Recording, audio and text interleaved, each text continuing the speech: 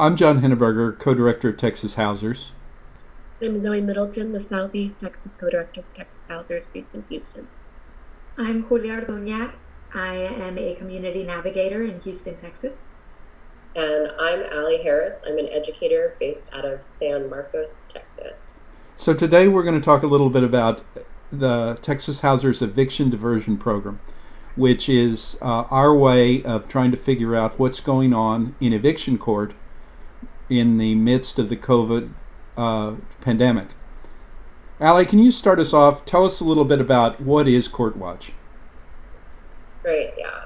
CourtWatch is a program that we created by recruiting and training over 20 volunteers to watch eviction court in a virtual setting. It all came about because of the particular constraints of COVID-19 on watching court in person. And through our volunteer program, we trained over 20 volunteers on different court vocabulary about what a justice of the peace is and what their role is in eviction court. And then these volunteers watched court cases and wrote down their observations on a form that we created to collect data about eviction court. And Zoe, why are we doing CourtWatch? We're doing CourtWatch for a few reasons. First of all, we're doing it in Harris County because we lack strong protective policy in the county and in the city, which has led to a really high number of eviction filings. Today, we're expecting the 20,000th eviction filing to take place in Harris County since mid-March. So that there's an urgency to this work to understand what the tenant experience is as they move through the legal eviction process.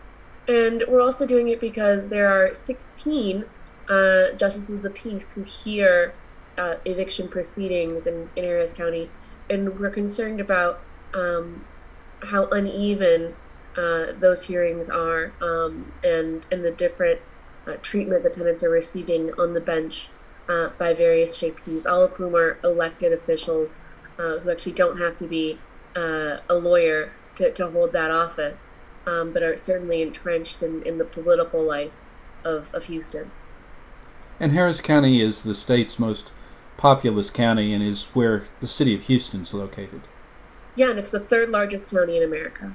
So. And we're a statewide organization, so we're really concerned. We're trying as advocates to understand what's going on in eviction courts all across the state. Can you tell us a little bit about why we're focused on Harris County and how difficult it is for a statewide advocacy organization to try to get a handle on what's happening all across the state?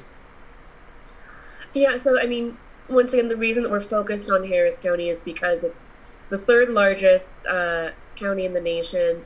It's home to over 4 million people, and it includes the fourth largest city in the nation, which receives a lot of its own entitlement funds from the government to help manage this COVID-19 crisis and keep people stably housed during the crisis. So there's certainly a strategic importance to focusing on Harris County, in addition to the fact that we're seeing record filings in Harris County right now. And there's, as you said, there's 254 counties in the state, and there's, in many cases, a number of different justice of the peace courts. How many JP courts are there in Houston, Harris County? There are 16 justice of the peace courts across Harris County that hear eviction cases, teen court, debt up to $20,000.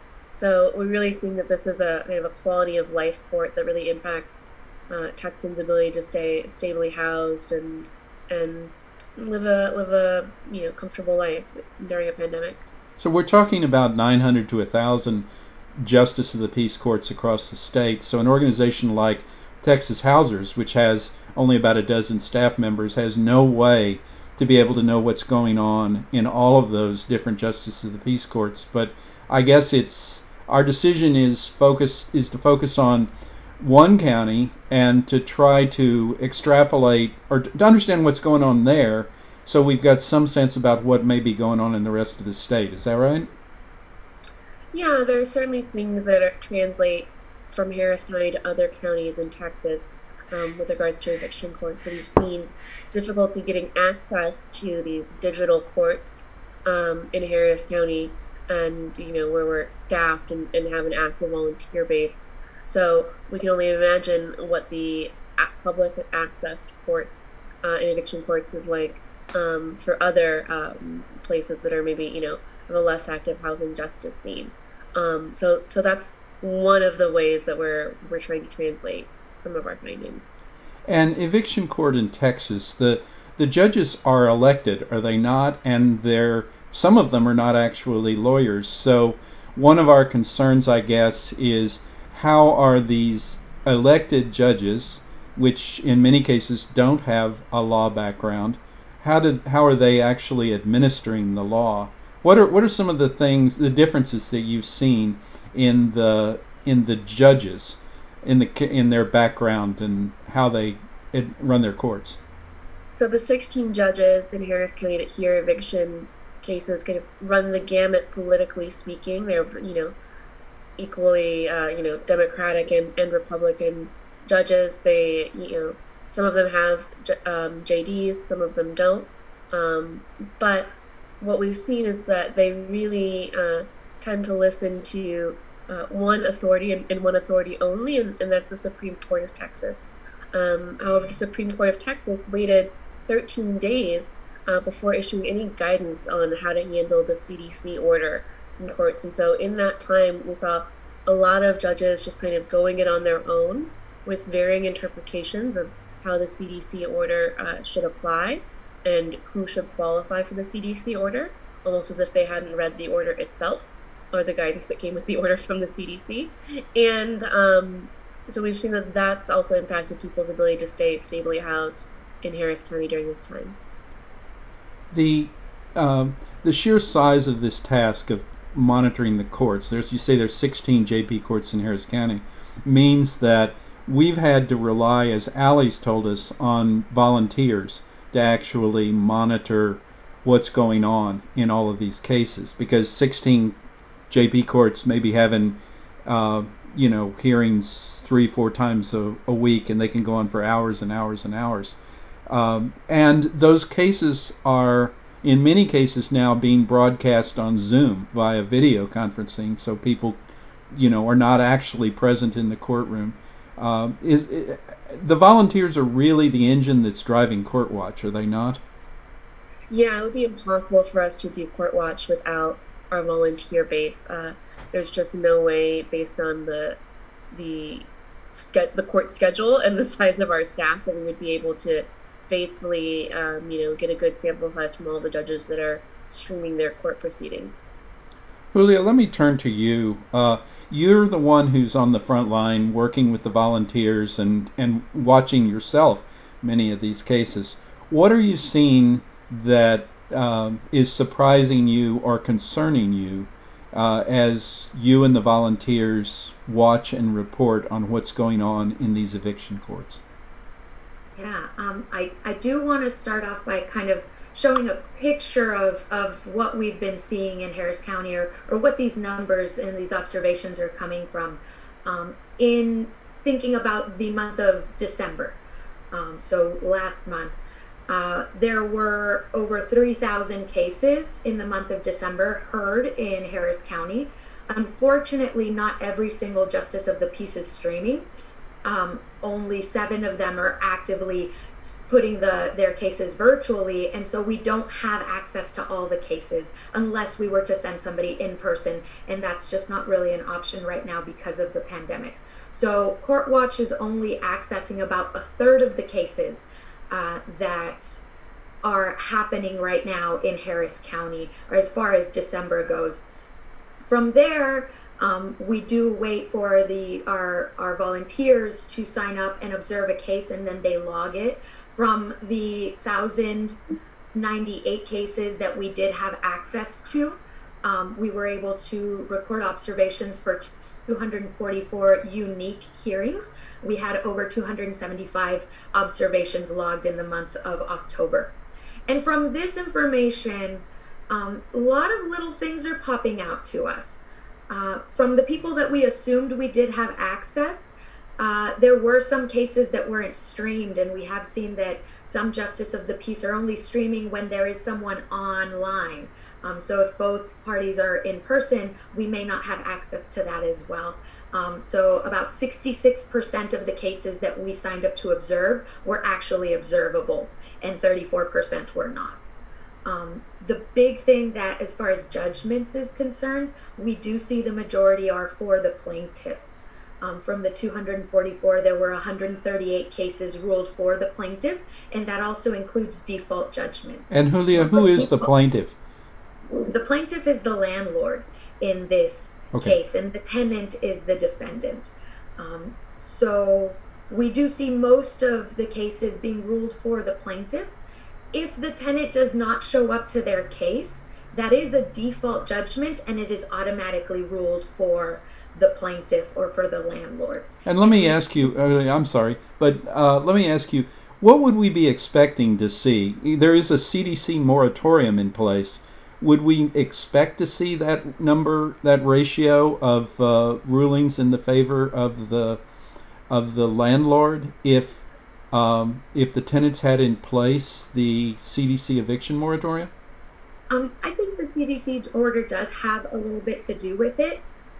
As far as the default cases, if the tenant does not show up, that's automatically for the landlord, and we do have 84 specifically defaulted cases in the observations.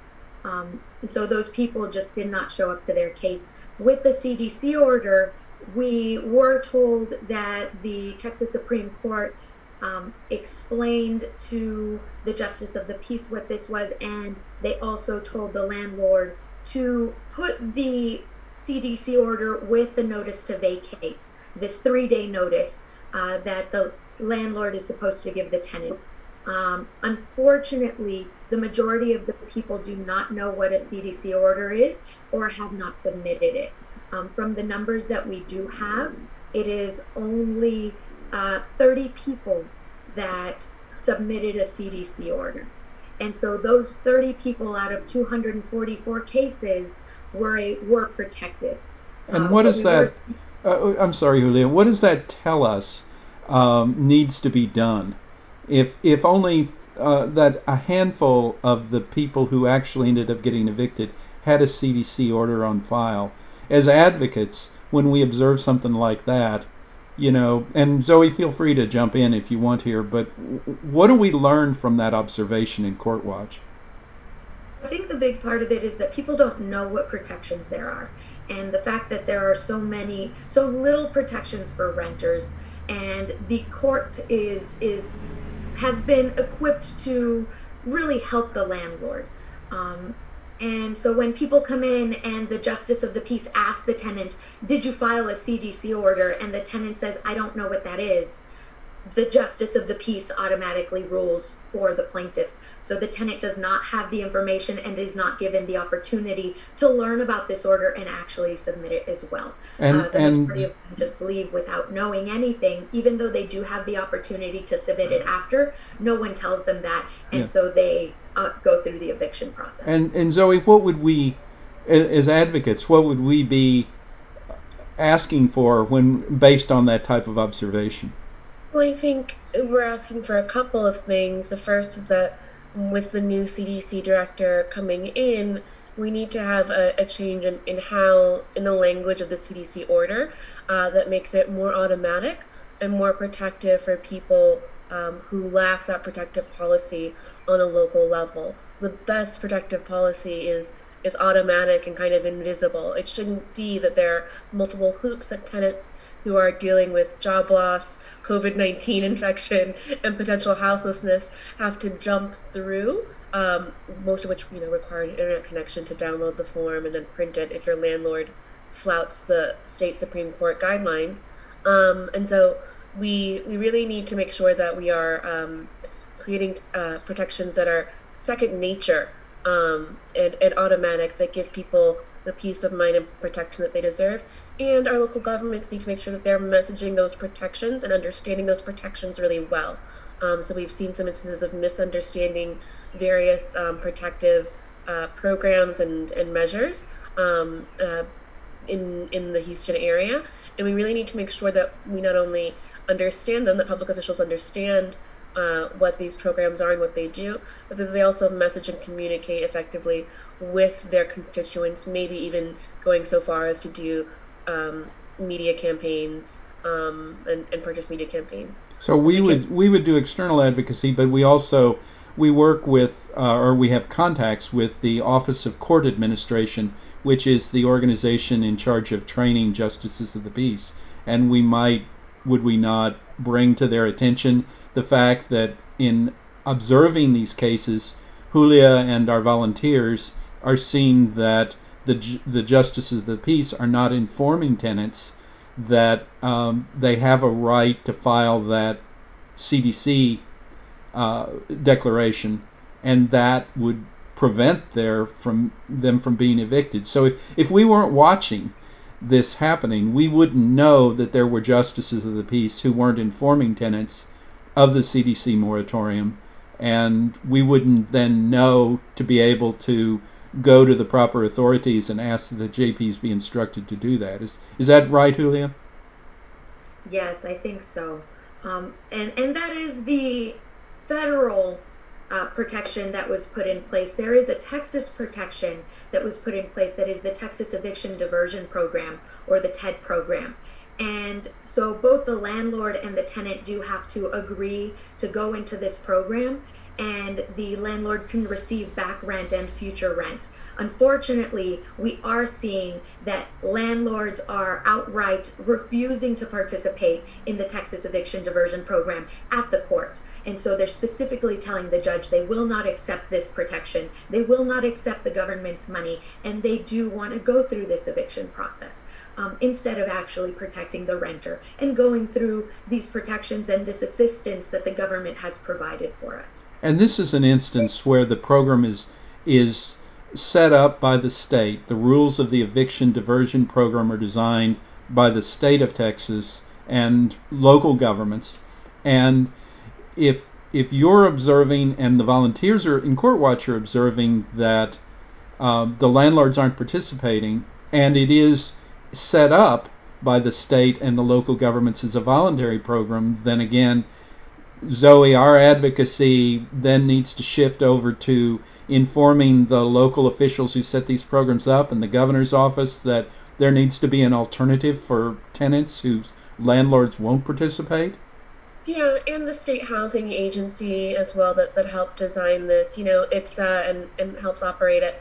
The problem with this statewide program, they call it an eviction diversion program, but it functions much more like an eviction invitation program, because in order to receive or have the possibility of participating in it, you already have to be in the eviction pipeline. You already have to have a filing made against you. As a tenant, you already have a record of a filing that exists out there that's not yet sealed under state law or any kind of local action. So you are already putting people in harm's way and further down in harm's way in order to give them housing stability. And so one of the key reforms that the statewide program really needs is to remove an eviction filing as a prerequisite for participation. That only incentivizes filing and throwing families into chaos. So I think that's really a really important thing that the state needs to do as we try to stabilize more Texans as it rolls out. So let me wrap up here and go around and give everybody a chance to offer advice to advocates from other states like us who are struggling with what they can do to advocate on the behalf of low-income tenants who are facing eviction. And particularly, some people may be hearing what we're talking about and thinking maybe this is a tool that they want to use.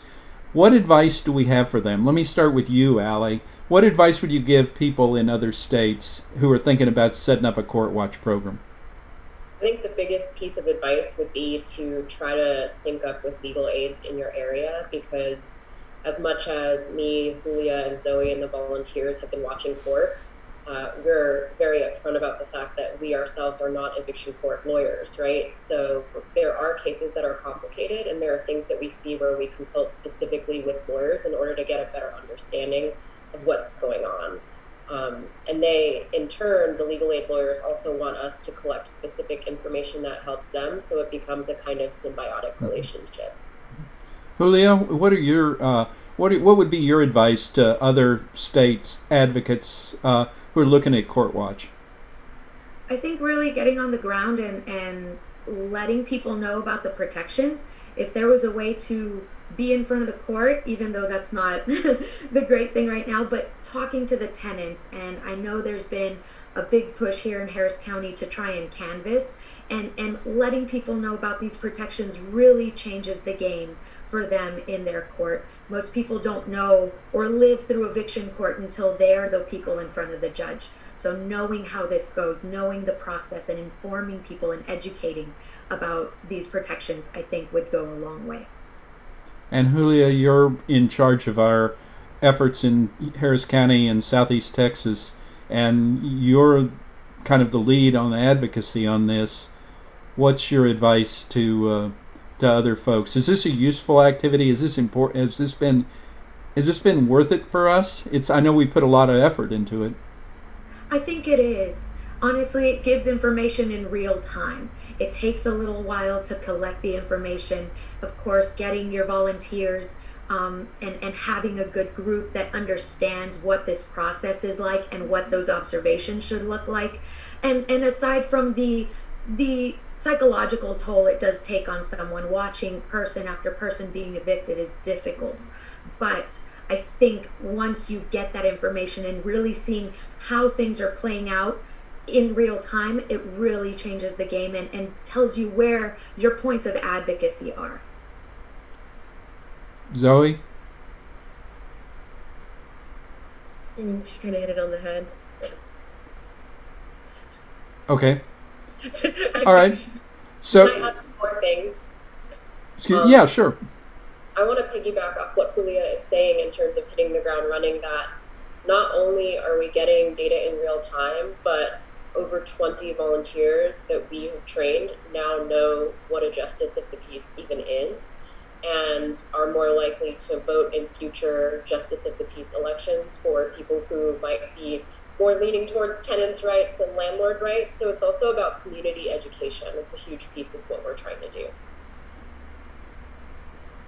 I think that's an important point. These justices are elected officials, and they depend very often on landlord associations for campaign contributions. Zoe, there's a political aspect to the courts and the judges, which most people are not aware of.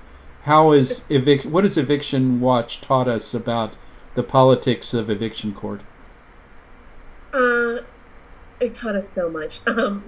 First and foremost, it's taught us that these JPs, who make six-figure salaries, are really, and are elected, are really entrenched in the political life of wherever they serve, and be they Democrat or Republican JPs, or we don't have any independent JPs in Harris County to my knowledge. So, we see that people are kind of this like petite bourgeoisie of their political parties, and as such wield a lot of access to decision makers, but aren't terribly responsive when it comes to having thousands of tenants move through their court in an eviction proceeding, and people asking for having stable housing in a pandemic.